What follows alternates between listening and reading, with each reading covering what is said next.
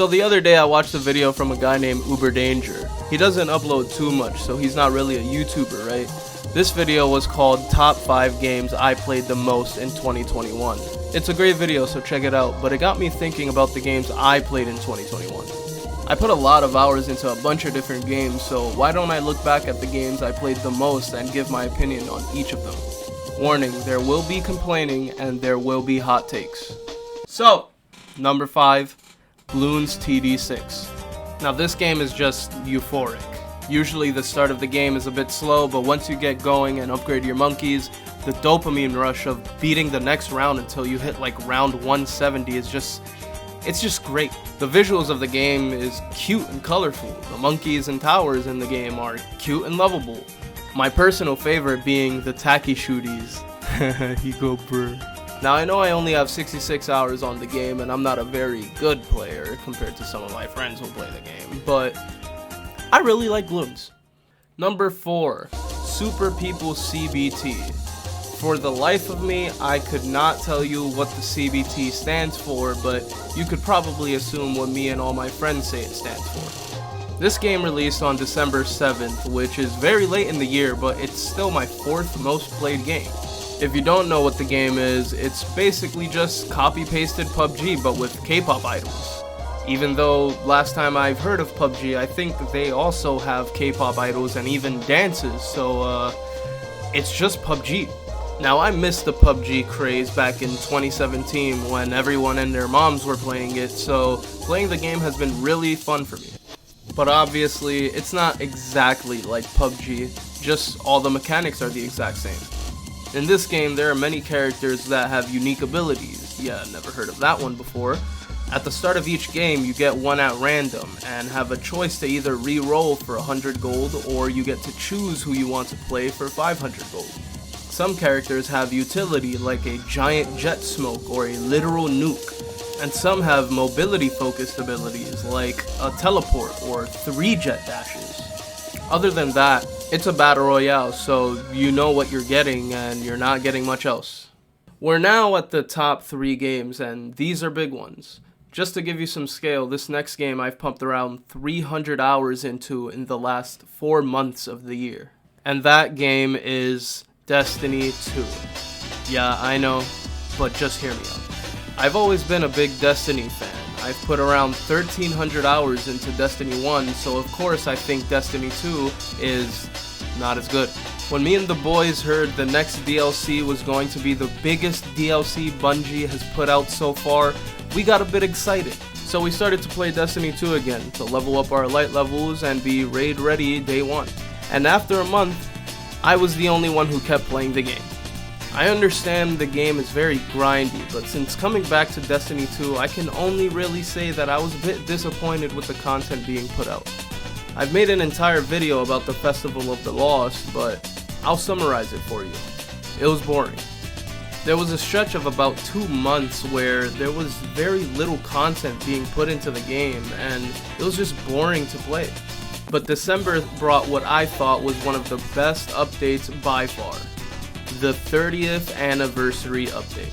This update brought a new activity that was kind of fun, a handful of weapons from the other Bungie game you might have heard of. It's called Halo, and for the low price of $25, you get a brand new dungeon and the fucking Galahorn.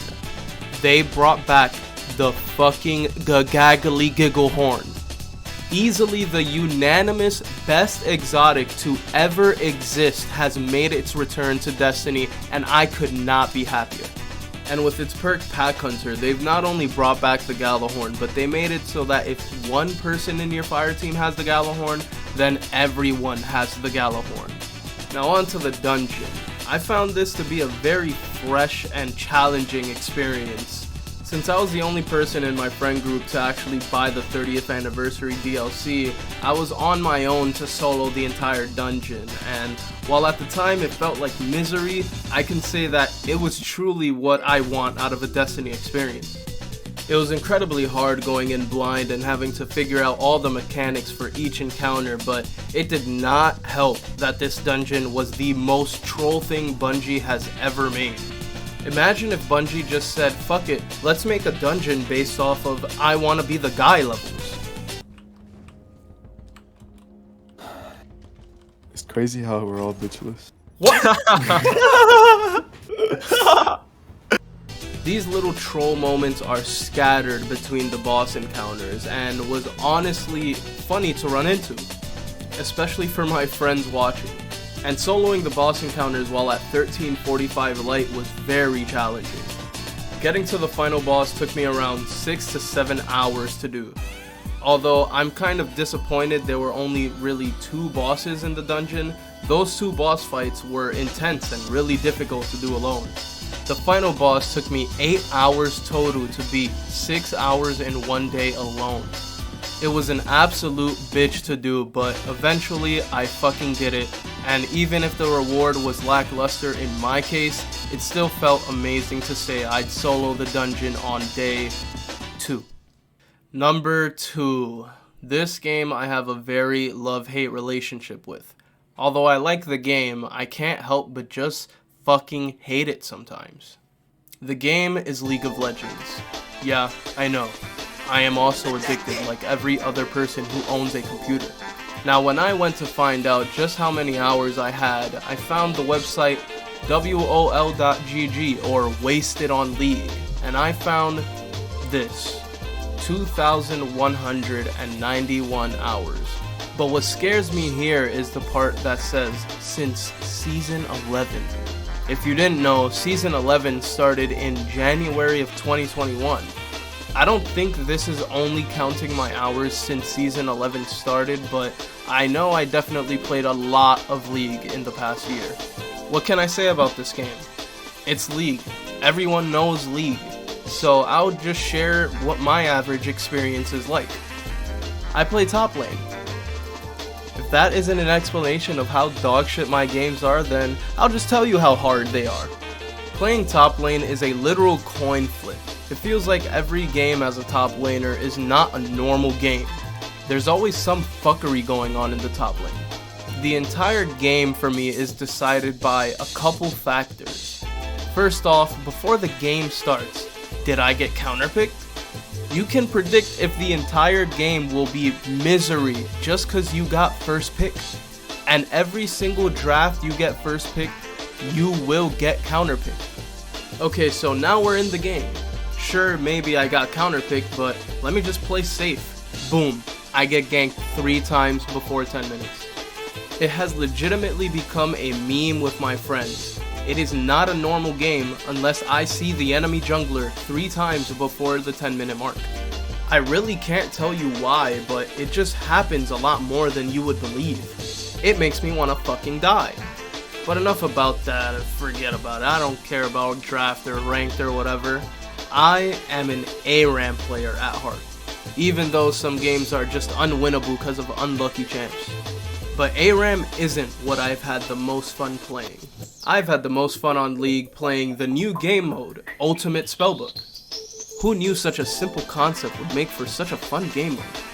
Just add one random champion's ultimate into your kit, alongside starting level 3 and passive gold income like in ARAM. This game mode is just makes League so much more fun. It has actually made some of my friends return to League after so long and queue more than 10 games a night. And I just found out that as of January 11th, it's no longer in the game mode rotation. Why, Riot? Why remove game modes from the game at all? I understand maybe the old event game modes that I've never played before, like Star Guardian Invasion or Dark Star Singularity, but game modes like Earth and Ultimate Spellbook are game modes people love to play. So what if after a while not as many people play the game mode? That's the point of having different game modes, for the people who enjoy playing it. Like what if Call of Duty came out and had Team Deathmatch, Free For All, and Search and Destroy alone? Because those are the 3 most played game modes. They put more than that in the game for the niche community of people who would rather play those game modes. Upon further inspection, I've found out that Call of Duty has actually gotten rid of a lot of game modes that were in the older CODs, and now there are only about 7 to 8 game modes in the game, but that is still more than double the game modes League has. In conclusion, fuck you League and fuck you Riot. I'm probably gonna go queue up some ARAM after I finish this video. And now number 1, Valorant. This game also falls into the love-hate territory. While I like playing the game is just a cesspool of degenerates. Before I get into it, I'll show the hours. So in episode 3, act 3 alone, I played 33 hours of ranked, 7 hours of deathmatch, 13 hours of spike rush, and 39 hours of unrated, totaling to about 93 hours. Now I know that isn't too much, but that's also just in one act, which is about 2 months. I also consumed the most Valorant content through YouTube, Twitch streams, Discord streams, and TikTok. I think I've enjoyed Valorant the most last year. I've always been a fan of tactical shooters, playing a ton of CSGO and Rainbow Six Siege throughout the years, and being a competitive person, Valorant is just always a good option for me to hop on and play some matches with the boys. Of course I like a lot of things about the game, but with every game I play for tons of hours, there are things I dislike. So obviously I'm a fan of the CSGO style precise gunplay and team-oriented play. It makes playing in a 5-stack fun and really competitive, but that's where my opinion may differ from other people. Tactical shooters are team-focused games, and the best experience, or the true experience of the game, is playing in a 5-stack of teammates who all want to achieve the same thing, playing to win. And that's where I think Riot disagrees. The game feels like it just wants you to solo or duo queue. The agents in the game promote one-tricking, which just creates insta-lock jet players. Just look at the newest character, Neon. Riot Games, in the same patch fixing a big running gun issue with the Spectre, also introduced an entire character that makes running gunning more viable than ever before. The game rewards you for getting kills. Now, I know what you might be thinking, but isn't that a good thing? If you're good and get a lot of kills, then you should be rewarded for it. While I do agree, this promotes horrible playstyles. The classic jet player who uses no utility, baits the entire team and gets 3 kills while being last alive and still losing the round every round. Sure, you ended with 30 kills, but none of them had any real impact on the game or helped the team accomplish anything. Another thing that has really plagued the entire player base is how players communicate. Not toxicity or anything, just how players calm and use their callouts, or the lack of callouts. Everyone knows how silent solo queue games are, but the games that people are calming are also really silent anyway. I noticed that not only in my solo/duo games, but my friends, some of which who are Immortal players, don't calm mid-life. Players tend to keep all the info they have to themselves up until the moment they die, and when they die, the piece of info they give is, "Guy who killed me is here." It fucking sucks playing a game where no one makes any calls on what's happening on parts of the map that you aren't at and don't know what's going on. Then there's the Smurf Problem. It feels like every other game I play there's a duo on either my team or the opposing team with matching names, and it just so happens that one of them is a Diamond/Immortal Smurf and their duo is their girlfriend. Smurfing is so easy to do and it's present in so many games, it's almost like players expect Smurf games to just happen. Players go into games that they see matching names on the opposing team expecting to lose because one of them are just leagues above everyone else in the game. Now enough of that, because Smurfing's been complained about thousands of times. Let's go back to the 5-stacking and solo/duo thing. You might have been wondering, well, if you want a 5-stack, you can. No one is forcing you to solo queue. First, it's very rare that all of my friends hop on Valorant wanting to 5-stack, especially since a few of my friends are Immortal and would have to Smurf. But even if you were to 5-stack and rank up as a team, Riot Games has made it so that Immortals can only solo or duo queue. Now, I'm not Immortal, but if you were to reach Immortal, your ability to queue with more than just a duo is completely stripped away. For some reason, Riot Games and the people who play Riot's games think that solo queue players are superior and that the most competitive level of play is you and 4 complete strangers trying to out-aim the other team. I know obviously 5 stacks of Radiant players would dominate the leaderboard, but even Call of Duty Black Ops 2 had a solution to this problem back in 2013. Allow players to form a team and have a completely separate rank for the team as a whole that you share. This coupled with a separate leaderboard for teams would make 5 stacking a lot more fun and not make the game feel like it was just made for solo queuers. In conclusion, fuck Valorant, fuck Riot, and I'm gonna go solo queue a game and probably not speak a single time all game. Oh man. Wow, that was a lot of complaining for one video. In the end, all these games I put many hours into because I like the games. Every game has their faults, but hopefully things get better as the year unfolds. Although with the release of Neon here in early 2022, Valorant looks like it needs a lot more time. As always everyone, like the video if you enjoyed, subscribe if you want more, let me know your opinions in the comments. I just finished editing the video and I wanted to say thank you for 100 subscribers. If you excuse me, I'm gonna go dump more meaningless hours into games only losers on Twitter care about. Until then.